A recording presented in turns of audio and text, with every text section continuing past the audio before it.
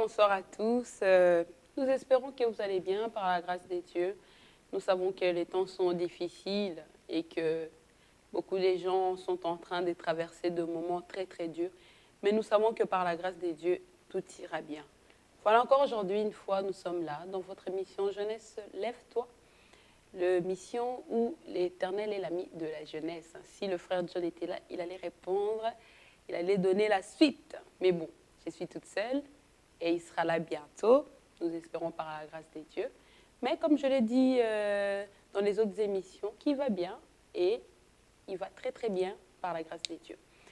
Donc aujourd'hui, encore une fois, on est là, on a apporté un nouveau message, un message que moi-même je ne connais pas exactement. Je veux aussi le découvrir avec vous, car aujourd'hui nous avons reçu une personne que vous connaissez tous.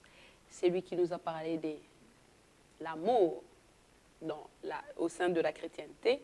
Aujourd'hui, il revient avec un autre message, un message que Dieu a mis à cœur pour partager avec le peuple de Dieu. Voyons ce qui se passe dans ce monde, nous devons nous lever.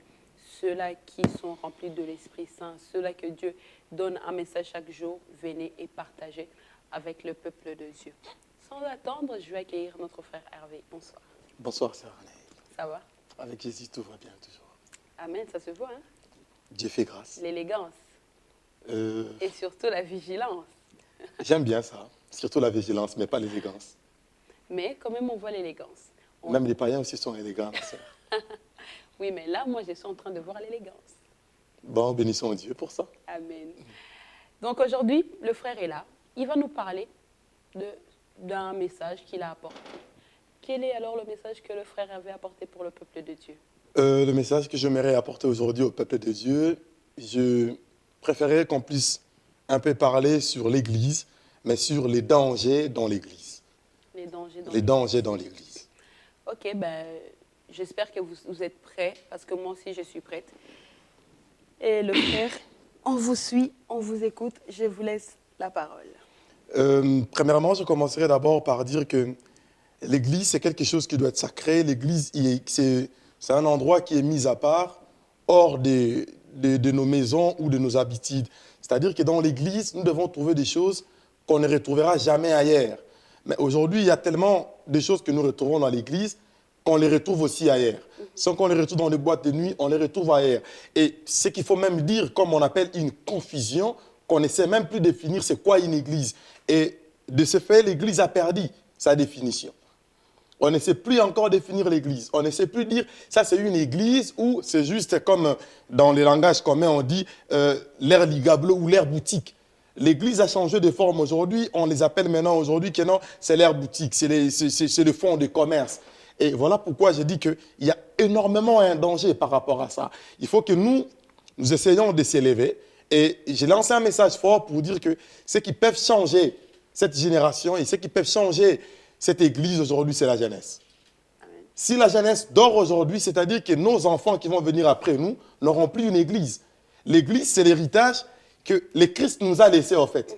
Jésus n'a rien laissé autre aux disciples, sinon que dire que je vous ai laissé une Église. Il a laissé l'héritage à Pierre. Il a dit à Pierre, sur toi Pierre, je bâtirai mon Église. Et si nous devons comprendre que le plus grand message ou le plus grand combat que nous devons mener étant sur terre, c'est de protéger l'Église. C'est de ne pas accepter n'importe quoi. C'est de ne pas se laisser influencer par un homme de Dieu parce qu'il a la renommée, parce qu'il a ceci, parce que c'est lui qui doit parler, que nous, on ne peut plus le contredire. Non. L'Église, c'est quelque chose de sacré.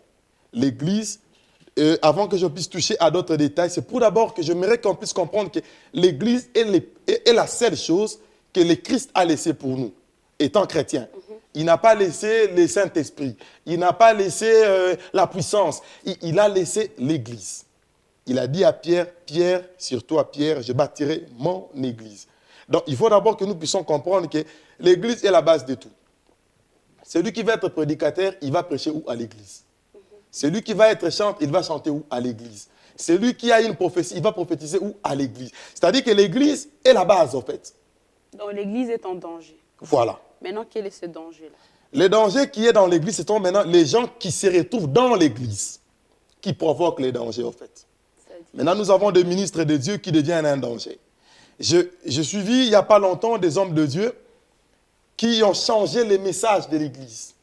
Aujourd'hui, on essaie de nous faire comprendre qu'on peut sortir de notre corps. Mais bizarrement, l'Église ne réagit pas en fait. C'est ça les problèmes. Et c'est un danger qui est visible à l'Église. Un pasteur qui peut nous dire, oui, quand vous vous mettez à prier, tu peux être ici et tu peux te retrouver ailleurs ou, je ne sais pas moi, à gauche ou à droite. C'est un véritable danger, ça. C'est-à-dire, on commence à nous prêcher des prédications qu'auparavant n'étaient pas à l'Église. Mais bizarrement, on est dans l'Église et personne ne réagit, en fait. On est en train de voir comment l'Église est en train de changer. Nous avons vu des autres hommes de Dieu qui ont sorti un des 4 matins, nous parlaient sur la dîme, les offrandes, qu'elle n'était pas biblique, qu'elle n'était pas vraie. Ce sont maintenant les dangers, en fait. C'est-à-dire, le danger vient quand on mélange les choses. Quand il y a une prédication qui n'avait pas place au départ, mais qui commence à avoir place aujourd'hui. Quand on ne parlait pas de la polygamie, mais aujourd'hui, des pasteurs qui se mettent debout et prêcher sur la polygamie. Ce sont les dangers. C'est-à-dire que l'Église se retrouve aujourd'hui à perdre sa valeur. Pourquoi? Parce que ce sont les gens qui se retrouvent dans cette Église qui ne permettent pas que l'Église soit définie comme ça devait être défini auparavant. Je donnerai un exemple pour dire, celui qui habite une maison, c'est à lui de mettre la propriété dans cette maison-là. Et si tu habites dans ta maison et que tu ne sais pas mettre la propriété, on appellera ta maison sale. C'est-à-dire qu'aujourd'hui, l'Église est sale parce que nous qui vivons dans l'Église, nous ne mettons pas la propriété. Voilà pourquoi je dis que dans cette génération ici, pour que l'Église quitte les dangers où nous sommes aujourd'hui, il faut que la jeunesse prenne conscience.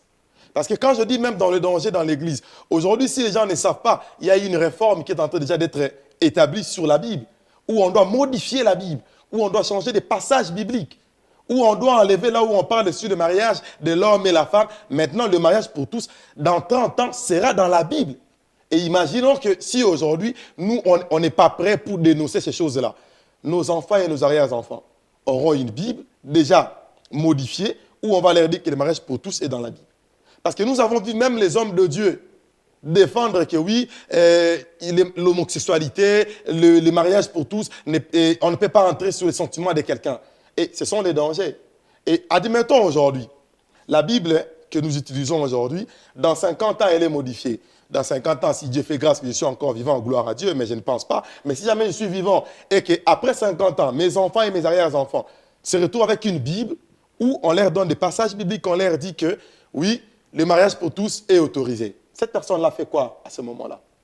Voilà pourquoi je dis toujours que dans l'histoire, il y a peut-être 95% qui peut être dans l'erreur ou dans le faux, mais le 1% qui est vrai doit être récité, au fait. Doit commencer à être dit. C'est-à-dire que nous avons commencé à dire, nous avons vu les dangers chez les prédicateurs, chez les chantres, même chez les fidèles. C'est-à-dire l'Église en soi, c'est comme j'ai dit que l'Église en soi se retrouve victime des gens qu'il a accepté d'héberger, au fait. C'est-à-dire l'Église a accepté de prendre le frère Hervé, de prendre la sœur Anaël, de prendre toutes les autres personnes aussi qui sont dans l'Église, mais ce sont nous qui se retrouvons dans l'Église qui sont en train de détruire cette Église-là, en fait, avec notre comportement, avec nos prédications, avec la magie aujourd'hui à l'Église, la sorcellerie aujourd'hui à l'Église, la franc-maçonnerie est aujourd'hui à l'Église, les rosicruciens sont aujourd'hui à l'Église. Voilà pourquoi nous disons qu'on ne sait plus encore quel est le pasteur qui est dans les vrais. Nous avons vu des pasteurs aujourd'hui, je n'ai pas besoin de citer les noms de gens, mais je me souviens un grand pasteur comme les autres d'Église, mais que je n'ai jamais été convaincu de lui, ça n'engage que moi. Il a essayé de faire des miracles et tout ça. Je disais à tous ceux qui étaient tout autour de moi, je disais que ces miracles-là ne sont pas vrais. On a vu appeler les gens dans son église. Il a dit non, telle personne est convertie, telle personne est ceci. Je disais, tout ça c'est des mascaras, il n'y a rien là-dedans. Quelque temps après, on a vu cette personne-là qui était convertie. On lui a vu dehors commencer à manger les gens ou commencer à faire des spectacles de la sorcellerie. Mais est-ce que ces pasteurs-là, qui nous avaient dit que non, c'est bien-aimé-là qui a été converti, il nous a dit vrai ou il nous a dit faux? C'est ça les dangers, en fait. Et bizarrement, l'Église ne réagit pas, en fait. On continue toujours à suivre cette pasteur qui nous a dit que... Moi, j'ai du mal à comprendre aujourd'hui que dans une église, que la sœur Anaël est en train de prier, son pasteur lui prêche, lui dit que la polygamie n'est pas un péché, et la sœur Anaël se lève et dit Amen. Et pourtant, auparavant, ce sont des choses qu'on condamnait, en fait. Aujourd'hui, l'Église accepte ce qu'on n'acceptait pas au départ. Aujourd'hui, l'Église ouvre les portes à toutes les personnes. En fait. Il y a même des pratiques, quand on le voyait chez les péticheurs, aujourd'hui, c'est maintenant dans l'Église. C'est-à-dire, s'il faut que je parle sur les dangers, je pourrais toucher sur tous les points. Sur tous les points, il y a les dangers, sur tous les points. Aujourd'hui, dans l'Église, quand je parle de l'Église, je ne parle pas de l'Église des réveils. Je parle de l'Église corps du Christ en général, que ce soit l'Église catholique, que ce soit l'Église musulmane, toutes les églises en général. Parce que c'est comme je parle que l'héritage que le Messie nous a laissé d'abord, c'est l'Église. Et dans cette Église-là, nous trouvons que nous avons des hommes de Dieu pédophiles dans l'Église. Ce sont des choses, en principe, qui ne devaient même pas être pensées se retrouver à l'Église. Mais bizarrement, nous les consommons en fait à l'Église. Nous avons maintenant aujourd'hui des pasteurs mafieux, des pasteurs escrocs. Ce sont des choses qui, en principe, on ne devait pas les retrouver. Mais moi, je me dis, quand il y a ce genre de danger, l'Église est en train de perdre sa valeur. Est-ce que quand l'Église avait commencé au départ, est-ce qu'on disait que ce sont des ligablos? Est-ce que l'Église, au départ, on appelait les fonds de commerce? Mais pourquoi aujourd'hui l'Église, on appelle les fonds de commerce? C'est parce qu'on a remarqué ces dangers. On a remarqué que ce qui a été appelé Église n'est plus encore Église. Ce qui a été appelé prédication n'est plus encore prédication. Tout le monde cherche maintenant à avoir une église pour que l'église soit un lieu de spectacle. Où il doit démontrer ce qu'il est capable de démontrer auprès de ces gens qui sont tout autour de lui. C'est-à-dire que nous devons faire un effort, nous devons fournir un effort de chasser les dangers dans l'église. Parce que quand il y a un danger, c'est comme on dit toujours, il faut prendre des précautions. Il faut maintenant arrêter ces dangers. Du moment que nous autres, nous sommes encore vivants, nous allons fournir des efforts et des capacités d'arrêter ces dangers-là. Si ça va nous permettre de perdre notre vie, de notre âme, même nos enfants et nos arrière-enfants continueront le combat. Parce que nous ne devons pas laisser les autres détruire l'héritage que Dieu nous a donné. Tu sais, sœur Anaëlle, je vais te dire quelque chose qui va peut-être t'aider dans le futur. Tu sais, quand tu entres dans une église, tu sais qu'est-ce qui n'est pas à toi dans cette église-là? Il y a une seule chose qui n'est pas à toi, c'est ta foi. Pardon, ce qui est à toi, c'est seulement la foi. Tout ce qui reste dans cette église-là n'est pas à toi. Les bancs, ce n'est pas à toi. La chair, ce n'est pas à toi. Les bâtiments, là, ce n'est pas à toi. La peinture, tout ce que tu vois dans cette église-là n'est pas à toi. C'est-à-dire que tout ce qui t'appartient à toi, ce n'est que ta foi. Voilà pourquoi Jésus, après avoir su qu'il va laisser l'église à Pierre, il a dit, quand je reviendrai, trouverai-je la foi? Et la foi que Jésus parle, ce n'est pas la foi des miracles. Ce n'est pas les dons de foi. Peut-être qu'on peut avoir une confusion de parler que quand Jésus demandait, trouverai-je la foi? Ce n'est pas les dons de foi. Il parlait de la foi du salut, en fait. Est-ce que je te retrouverai parmi les gens qui doivent être sauvés? Quand je reviendrai, est-ce que je te retrouverai dans la liste des gens qui doivent aller au ciel? Quand je reviendrai, c'est de cette foi-là que Jésus parlait. Il ne parlait pas que quand je reviendrai, est-ce que je trouverai que la sœur Anaëlle était allée à l'hôpital Saint-Pierre et il a guéri tous les malades? Non, ce n'est pas de cette foi-là. Parce que même le diable aussi fait ça. Ce que le diable ne sait pas faire, c'est nous donner le salut, en fait. Et à cause de ton salut, tu dois être prêt ou prête à défendre ça. Le salut est sacré. Le salut vaut plus que tout. Et quand tu vois que ton salut est en train d'aller tout doucement, en train d'être cloué, il faut même pas négocier. Il faut se lever et prendre le courage de dire que non.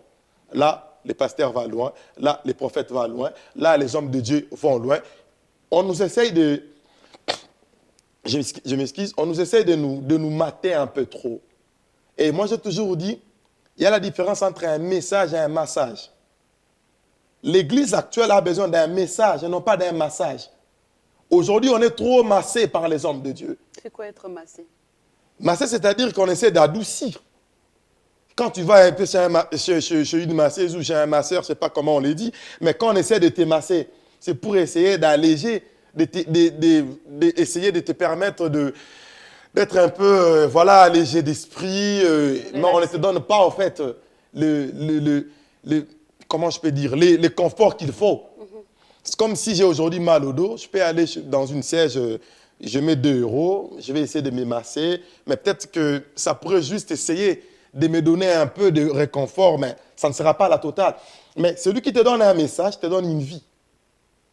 Quand on te dit que non, ce n'est pas grave, attention, ce n'est pas grave, c'est un massage. Ce n'est pas un message qu'on te donne. Et aujourd'hui, nous avons plus de massages que de messages. Parce qu'on nous montre, vous savez, la plupart des miracles, ce sont des massages et non pas des messages. Parce qu'un miracle ne vient que pour masser ta foi, pour te dire, regarde. En fait, les massages, c'est quelque chose pour embellir.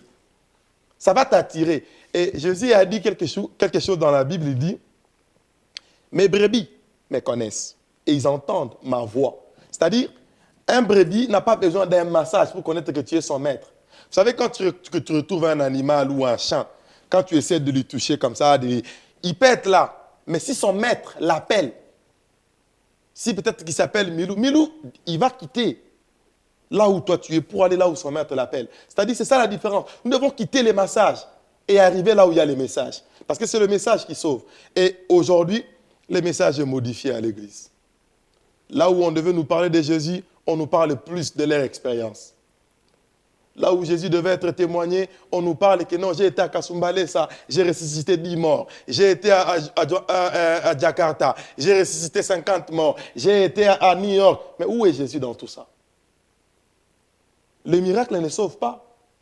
Les miracles ne sauvent pas. Il faut que l'Église doit être au courant de ça. Les miracles ne t'amèneront jamais au ciel. Jamais. Parce que les miracles, ce n'est qu'un massage pour te pousser à venir suivre Jésus. Ce qui va t'amener à aller au ciel, c'est le message. Mais aujourd'hui, le message n'est plus donné. C'est ce qui fait mal au cœur. Et ça fait énormément mal au cœur.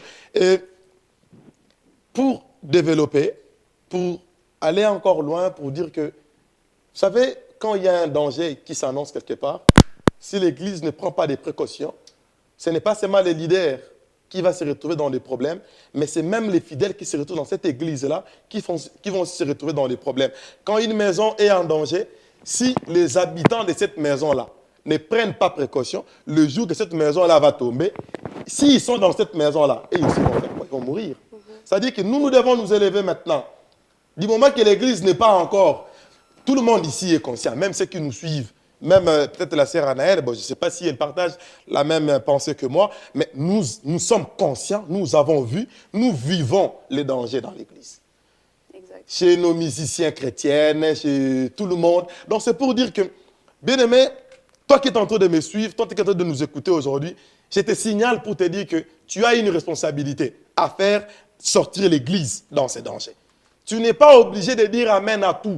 Tu n'es pas obligé à croire à tout. Parce que ta foi, c'est quelque chose qui n'engage que toi. Parce que tu dois être individuel par rapport à ce que tu es en train de croire auprès de Dieu. Et c'est comme ça. Et nous devons fournir cet effort-là. Nous devons vraiment fournir un effort pour que cette église qui est en danger aujourd'hui ne soit plus en danger. L'église est en danger en beaucoup de choses. J'ai suivi un musicien ici qui venait d'être converti il n'y a pas longtemps. Il s'est permis à prendre le micro, à parler des bêtises au nom de tous les chrétiens. Que non, on ne peut pas aller dans des églises, on ne peut pas aller prier, on ne peut pas aller ceci. Mais je me dis, mais où va l'église? Où va l'église? Et on a maintenant aujourd'hui des prédicateurs qui viennent de rien du tout. Je n'ai pas dit que moi je suis spécial, peut-être que je ne suis même pas un prédicateur, mais je suis seulement un bon sentinelle qui sait surveiller quand il y a un danger. Je ne veux pas faire plaisir à un homme de Dieu, mais tous les hommes de Dieu, s'ils ont l'esprit de Dieu, ils sont conscients qu'actuellement, l'Église va mal. À l'heure actuelle, l'Église est en danger. Et nous devons fournir un effort de faire sortir l'Église dans ces dangers ici. Nous avons les dangers même, surtout aussi, même quand on a dit que c'est la jeunesse qui doit prendre le relève, mais il y a aussi un très grand danger dans la jeunesse. Tous les jeunes serviteurs de Dieu qui vont commencer le ministère, ils commencent toujours par être prophètes. Et tous commencent toujours par être prophètes. J'ai le ministère prophétique, je suis prophète, je suis cela. Mais si nous devons commencer maintenant à décortiquer, c'est quoi un ministre prophète? Parce que j'aimerais aujourd'hui, comme j'ai dit il y a 2 jours sur la page Facebook, j'ai dit, nous devons redéfinir les choses. Quand tu sais définir quelque chose, tu sauras bien expliquer ça. Il y a les dons de prophétie et il y a les ministères prophétiques. Et dans les ministères prophétiques, Aujourd'hui, c'est très difficile. Bon, les gens ont la facilité de se dire, bon, moi je suis ceci, je suis cela, je suis cela. Mais dans le ministère prophétique, qu'est-ce qui veut dire le ministère prophétique? Il veut dire la bouche autorisée de Dieu. C'est-à-dire, quand il parle ainsi dit l'Éternel. Mais je vous donne un exemple. Combien des hommes prophètes que vous connaissez ici dans ce monde entier qui ne parlaient pas au nom de Jésus? Combien des hommes de Dieu prophètes qui ont dit que oui, nous sommes les prophètes de la nation. Ils ont dit à prophétiser combien de fois pour la nation? Oui, nous sommes les pères de la nation. C'est nous qui nous sommes la bouche autorisée de Dieu. Mais tu es la bouche autorisée de Dieu. Mais quand il y a les malheurs qui frappent l'Église, pourquoi tu ne nous préviens pas? Jérémie, qui était le prophète des nations, il a été le seul. Il n'en aura jamais d'autres prophètes des nations. Il n'en aura jamais. Il n'y a eu qu'un seul prophète des nations qui a été Jérémie. Il avait eu une mission pour sa nation. C'était ça, point barre. Aujourd'hui, si tu te dis que tu es prophète des nations, si tu y es, tu dois nous parler, si tu es prophète des nations, exemple de la Belgique, tu dois avoir un message clair pour la Belgique. Qu'est-ce que Dieu a dit pour la Belgique? Tu peux être noir, tu peux être blanc, tu peux être jaune, tout ce que tu veux. Mais si tu es appelé à être prophète des nations, de la Belgique, du Congo, du Brazza, de la Côte d'Ivoire, du Cameroun, tu dois avoir un message uniquement pour les Camerounais. Mais frère Hervé, là tu nous parles des symptômes, comme on dit. Oui. Mais nous, on a aussi besoin de remèdes, hein, de savoir comment on va faire quoi, qu'est-ce qu'on va faire. L'Église est en danger, oui. En plus, il y a beaucoup qui ne savent pas que leur Église est en danger. Oui. Dans le sens où, peut-être qu'il y a des choses qui se font en cachette et que visiblement, on ne voit rien. On sait qu'on va prêcher, le pasteur nous dit, bon, aujourd'hui, on ne va pas invoquer les sangs parce que le sang de Jésus, Jésus a déjà tout fait, on n'est pas obligé d'invoquer les sangs. Ou bien on nous dit que on ne peut pas dire Jésus-Christ. Il y en a qui disent que Jésus. Ils ne peuvent pas dans leur église dire Jésus-Christ ou voire même invoquer le Saint-Esprit lui-même. Il y a des choses qui sont interdites dans leur église, mais ils ne voient pas, ils sont un peu flous, si je peux dire. C'est comme si ils sont hypnotisés. Comment alors une personne qui est hypnotisée, une personne qui est floue, qui ne voit pas le mal de son pasteur, qui dans son église tout est parfait, mais on leur dit de ne pas invoquer les saints. La personne ne comprend quand même pas. Comment faire pour qu'elle comprenne toutes ces choses-là, pour qu'elles soient en fait... Parce que ce sont des gens qui sont un peu, entre guillemets, on dirait qu'ils sont emprisonnés. Okay. Tu sais, s'il faut commencer à donner des remèdes, ben, ça va être trop vite. Mais je vais essayer de donner quelques remèdes. Hein. Mais avant d'arriver aux remèdes, j'aimerais d'abord dire une chose que... Comment savoir que ton église où tu pries est en danger? Exact. Comment savoir que mon pasteur ne prie encore dans les vrais? Exact. Comment savoir que ceux qui m'entourent ici ne sont plus dans les vrais? Exact. Parce que la Bible dit, l'heure vient où les vrais adorateurs adoreront le Père en esprit et en vérité. Amen. Vous savez, quand on parle de l'esprit et la vérité, c'est autre chose. C'est une profondeur que je n'ai pas besoin d'ouvrir cette parenthèse aujourd'hui. Mais c'est juste pour dire que nous devons fournir un effort. Quand nous remarquons que l'Église est en danger, je donne quelques exemples. Tu vas remarquer, exemple, ton pasteur, il a trop de langage mondain, en fait. Ça, c'est un exemple que je donne. Tu as un pasteur qui est même plus que même être fashion. Pas fashion dans les manières de s'habiller, hein, dans les langages, en fait. Oui. Tu vas remarquer, pas seulement dans les langages, je vais pas vraiment avoir peur de ce que je vais dire. Tu vas remarquer que dans son église, il a des chantres, frères, qui ont des piercings dans l'oreille, qui ont des cheveux tressés à l'église. Okay. C'est-à-dire, quand tu remarques que ton pasteur, il va te dire, non, barobon ou la moutema, non, non, non, non, non, non, non. Dans l'église, c'est l'endroit où la discipline doit régner. Tu vas remarquer, je donne quelques exemples.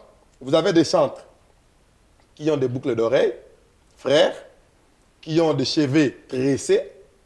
Ce sont qui disent que oui, Dieu ne regarde pas tout ça, Dieu regarde que le cœur. Non, c'est faux. Si vous voyez ce genre de symptômes-là, remarquez déjà que l'Église est tout doucement en train d'aller, est déjà en danger en fait. Et si vous ne faites pas attention, ça va enrager et le pasteur et son Église entièrement. Deuxièmement, vous allez remarquer maintenant chez les hommes de Dieu, parce qu'il y a aussi les hommes de Dieu qui mettent le piercing. Ah bon? Ah oui, hein, il vous prêche, il a son piercing à l'oreille, très calmement, comme si, voilà, il vous dit, non, ne suivez pas ce que je suis en train de faire, Dieu est avec moi. Dieu regarde le cœur. Voilà. Et ça, quand tu vois un homme de Dieu qui utilise ces genres de phrases, ne regardez pas ce que je suis en train de vous dire, car Dieu est en moi. Non, non, non, non, non. C'est déjà quelqu'un qui vous amène tout doucement à l'enfer, en fait. Parce qu'il y a aussi les hommes que le diable a établis à l'église pour détruire l'église, avec une mission. Vous allez remarquer, comme j'ai toujours dit que je ne vais pas m'attaquer aux hommes de Dieu, mais aujourd'hui, comme nous parlons sur les dangers dans l'église, un homme de Dieu, même sa coiffure peut vous montrer qu'il est un danger pour l'église. C'est-à-dire, cheveux. Voilà, sa manière de se coiffer, sa manière d'être, juste son physique. Tu remarques, tu dis non, mon pasteur, il a presque les mêmes traits qu'un musicien du monde comme ça. Pour ne pas citer des noms, vous allez remarquer, aujourd'hui, nous avons des pasteurs qui ont des cheveux crêtes, qui ont des cheveux bizarres, qui ont le look du monde. C'est déjà un serviteur qui est un danger. Il va vous dire, non, moi je me coupe les cheveux comme ça parce que je pense à notre Premier ministre, s'il est congolais, il a mis peut-être une ligne là comme ça. Non. Voilà pourquoi je dis que l'église actuelle n'a pas besoin d'un massage, mais a besoin d'un message. Que ce pasteur et que les hommes de Dieu qui sont tout autour, qui ont remarqué ce genre de symptômes-là. Et tu vas remarquer d'autres choses. La plupart de tous les hommes de Dieu n'ont pas une femme, n'ont pas qu'une seule femme.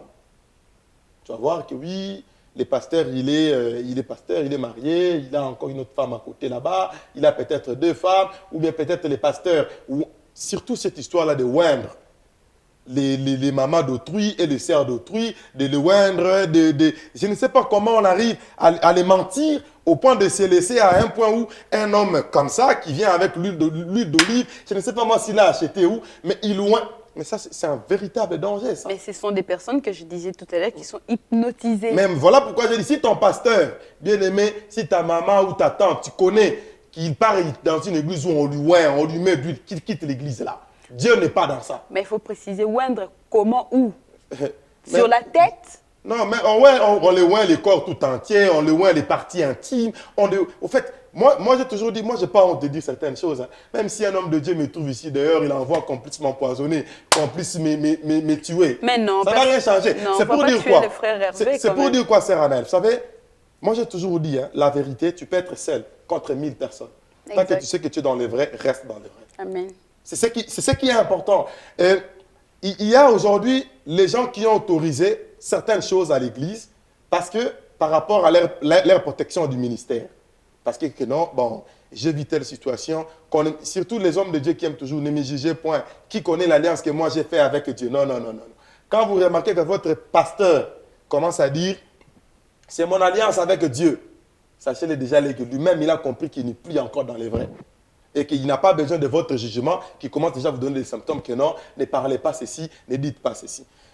Maintenant, pour comment guérir ou comment faire en sorte, et je pourrais te dire clairement, sœur Anaël, c'est encore un sujet vaste. Et donner de remèdes maintenant, ça va m'empêcher de permettre ce qui est encore à décortiquer on peut pour l'instant rester dans les symptômes. Voilà, pour l'instant, je préfère qu'on reste dans les symptômes. Vous allez remarquer, il y a beaucoup de choses. Aujourd'hui, les baptêmes dans les églises ne sont plus respectés.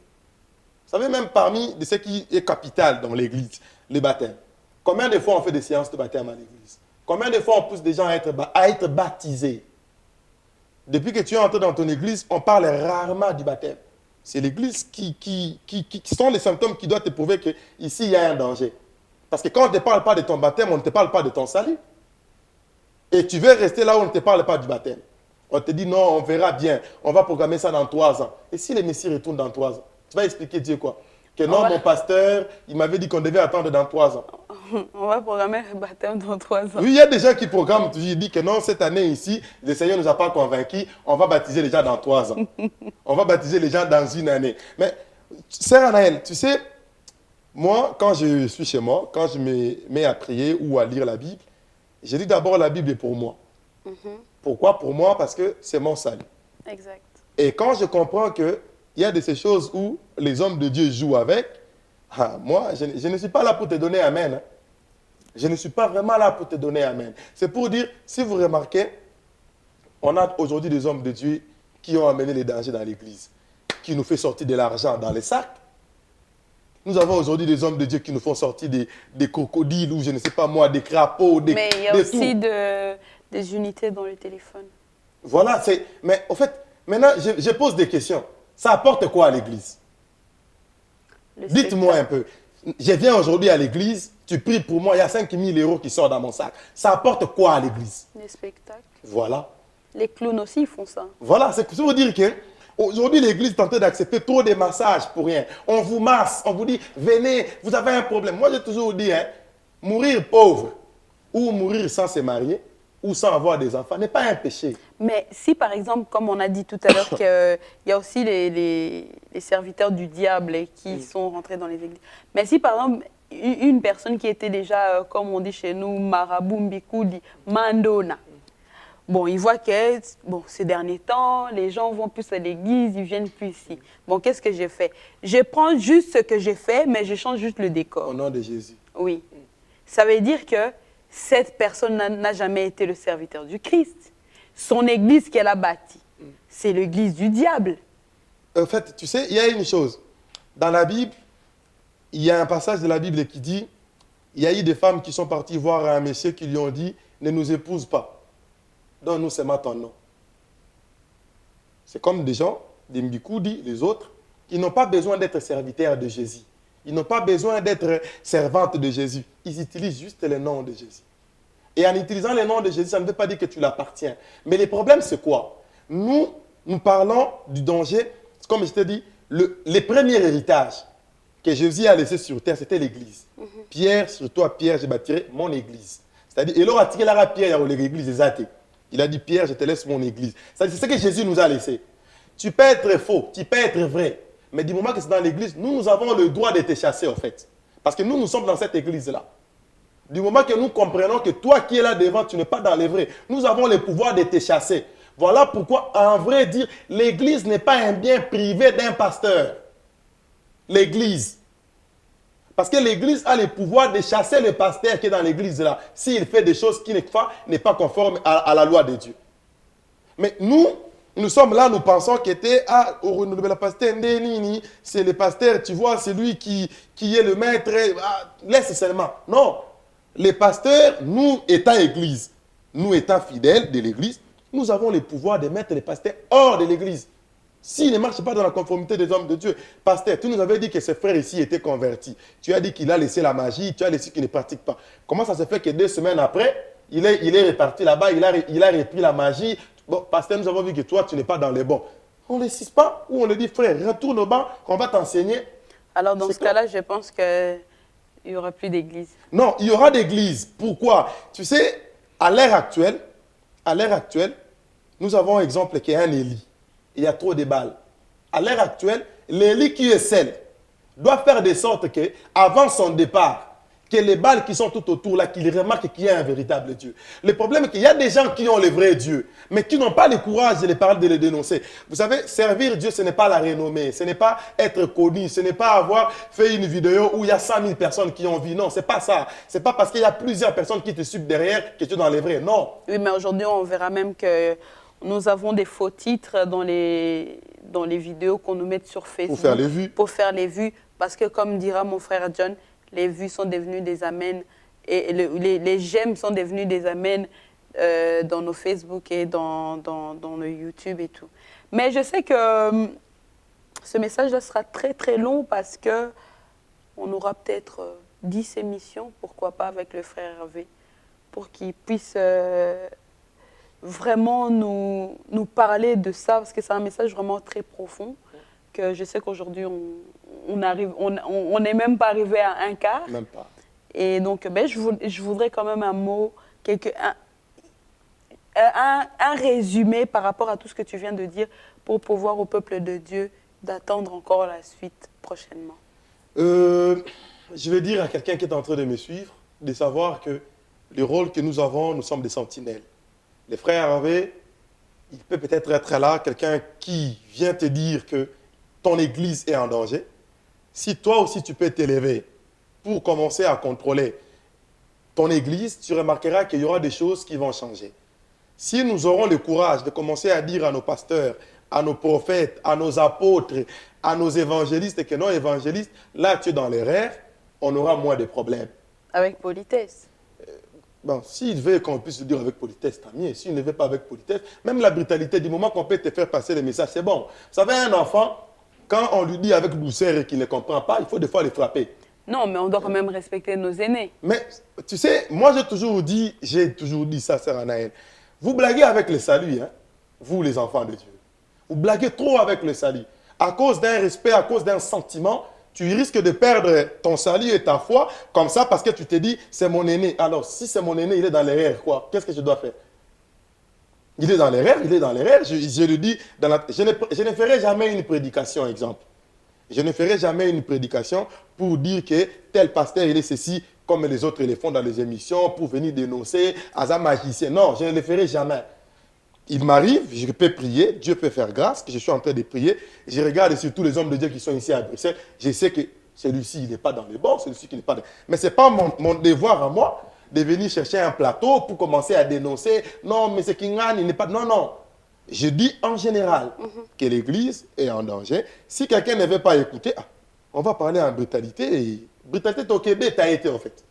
Tokébé, t'as été. Mais il va comprendre que le message devient brutal en fait. Oui. C'est-à-dire qu'on ne va plus encore adoucir. Peut-être qu'aujourd'hui, on vient, on adoucit, on dit que oui, l'Église est en danger pour que ceux qui sont aux environs puissent commencer maintenant à contrôler. Et qu'est-ce que je lance comme appel? Que la sœur Anaï, que le frère Hervé, que tout celui qui est en train de nous suivre soit vigilant à partir de son Église. Commence à contrôler les prédications de ton pasteur. C'est ton devoir. Aujourd'hui, nous pensons, nous sommes prêts à dire oui, amen à tout. Non, la Bible dit, hein, Paul est parti prêcher chez les Hébreux. Il a prêché toute la journée. On ne lui a pas dit même pas un amen. Ils sont partis. Le jour où Paul est revenu encore pour prêcher, il dit amen. Maintenant, regarde, comme si j'ai fait l'émission aujourd'hui. J'ai prêché, je suis parti. Après 2 ans, je reviens pour faire l'émission. Tu me dis, ah frère Hervé, ce que tu avais dit là, c'était vrai, je suis convaincu. Maintenant, tu me dis amen après 2 ans. C'est-à-dire que tu as eu le temps de vérifier en fait. L'Église aujourd'hui ne vérifie pas. On est prêt à accepter tout. Voilà pourquoi je dis que si tu commences à contrôler ton pasteur, tu sais même quand vous avez un chef dans l'entreprise et qui sait que vous le contrôlez, même pour voler, ça va être compliqué. Mais si lui, il vole et que vous ne le contrôlez pas, il sait que non, on ne va pas m'accuser. Que tout le monde commence à contrôler son prédicateur et son pasteur. Parce que c'est ton devoir. C'est cette prédication-là qui va te permettre d'aller au ciel. Amen. Il ne faut pas cajoler des histoires dans ce sens-là. Oui, il ne faut pas cajoler. Nous ne sommes pas en mode cajoler, mais nous voulons connaître la vérité. Et à partir d'aujourd'hui, moi et toi, nous allons prendre notre devoir, nous allons faire notre devoir de contrôler, de surveiller nos dirigeants, nos pasteurs et de savoir. Parce que, même nos chantres. Oui. Bon, le frère Hervé reviendra encore et encore. Comme je dis, qu'on va faire, il y aura peut-être 10 émissions rien que pour ce thème-là parce que c'est trop long. Si Dieu te met un message à cœur, il faut le dire. Donc là, il est convaincu. Dieu l'a parlé, il a un message. L'Église est en danger. Nous devons sortir de là parce que c'est bénéfique pour nous aussi, hein, pour notre salut. Comme lui-même il a dit, nous blaguons avec le salut. Donc je pense que le temps est venu de ne plus blaguer en fait, d'être dans le bon et de marcher selon la parole des dieux.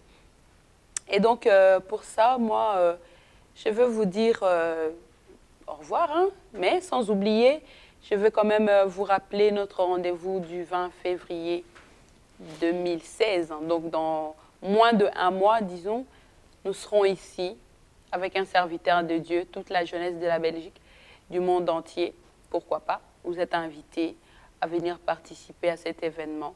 Nous serons là, mon frère John et moi, les autres frères, Papa Leta, Maman Marie, et tout le monde seront là.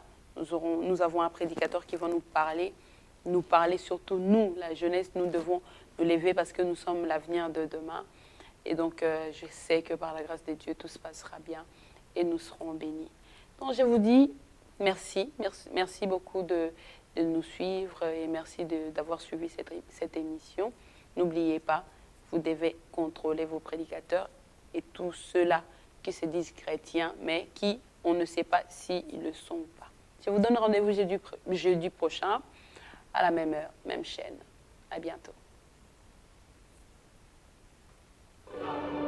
Amen.